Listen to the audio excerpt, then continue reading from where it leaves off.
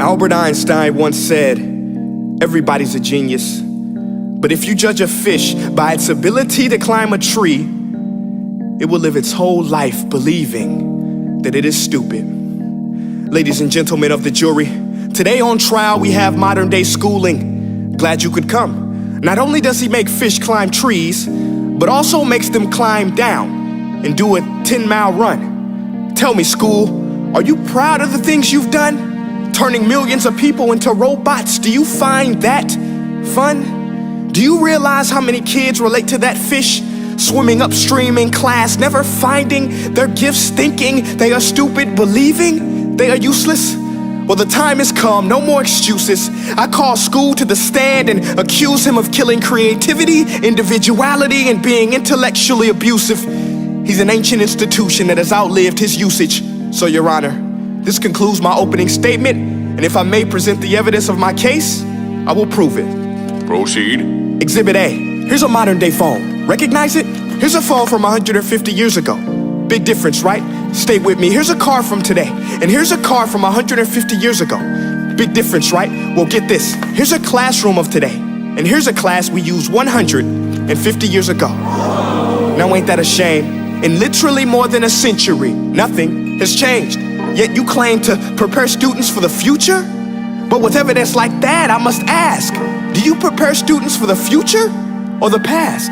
I did a background check on you and let the record show that you were made to train people to work in factories, which explains why you put students in straight rows, nice and neat, tell them sit still, raise your hand if you want to speak, give them a short break to eat, and for 8 hours a day, tell them what to think. Oh, and make them compete to get an A letter which determines product quality, hence grade A of meat. I get it. Back then, times were different. We all have a past. I myself am no Gandhi. But today, we don't need to make robot zombies. The world has progressed, and now we need people who think creatively, innovatively, critically, independently, with the ability to connect. See, every scientist will tell you that no two brains are the same, and every parent with 2 or more children will confirm that claim. So please explain why you treat students like cookie cutter frames or snapback hats, giving them this one-size-fits-all crap. Watch your language. Sorry, Your Honor, but if a doctor prescribed the exact same medicine to all of his patients, the results will be tragic. So many people would get sick, yet when it comes to school, this is exactly what happens. This educational malpractice, where one teacher stands in front of 20 kids, each one having different strengths, different needs, different gifts, different dreams, and you teach the same thing the same way? That's horrific. Ladies and gentlemen, the defendant should not be acquitted. This may be one of the worst criminal offenses ever to be committed. And let's mention the way you treat your employees. Objection. Overruled. I want to hear this. It's a shame. I mean, teachers have the most important job on the planet, yet they're underpaid? No wonder so many students are short-changed. Let's be honest, teachers should earn just as much as doctors, because a doctor can do heart surgery and save the life of a kid, but a great teacher can reach the heart of that kid and allow him to truly live. See, teachers are heroes that often get blamed, but they're not the problem. They work in a system without many options or rights. Curriculums are created by policymakers, most of which have never taught a day in their life. Just obsessed with standardized tests. They think bubbling in a multiple choice question will determine success. That's outlandish. In fact, these tests are too crude to be used and should be abandoned, but don't take my word for it. Take Frederick J. Kelly, the man who invented standardized testing, who said, and I quote, "These tests are too crude to be used and should be abandoned." Ladies and gentlemen of the jury, if we continue down this road, the results will be lethal.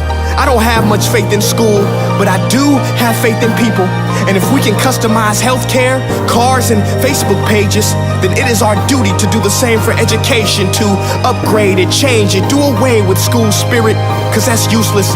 Unless we're working to bring the spirit out of each and every student, that should be our task. No more Common Core. Instead, let's reach the core of every heart in every class. Sure, math is important, but no more than art or dance. Let's give every gift an equal chance. I know this sounds like a dream, but countries like Finland are doing impressive things. They have shorter school days, teachers make a decent wage, homework is non-existent, and they focus on collaboration instead of competition. But here's the kicker, boys and girls. Their educational system outperforms every other country in the world.